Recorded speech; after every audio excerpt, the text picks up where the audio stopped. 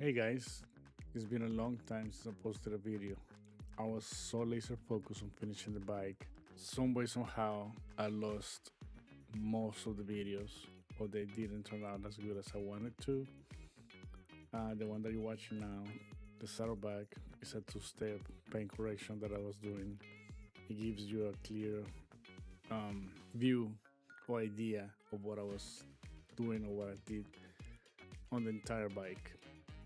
There were some scratches left because they were way too deep into the paint and I didn't want to mess up the paint.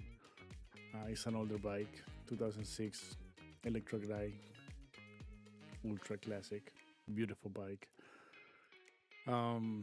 This is a sneak peek. If you want to see the final results, please go to our Instagram account, subscribe to it, comment. If you like this kind of content, I'm gonna post a reel with pictures before and after, how the bike was when I received the bike, how the bike looks after I finish, and any comments are welcome, good or bad, it don't matter. Like the video, subscribe to the channel, share the video if you want to. Go to our Instagram account and watch the final result for the bike. We have another project coming, remember, 1972 Super Glide. I need ideas on that bike, guys, so see you soon.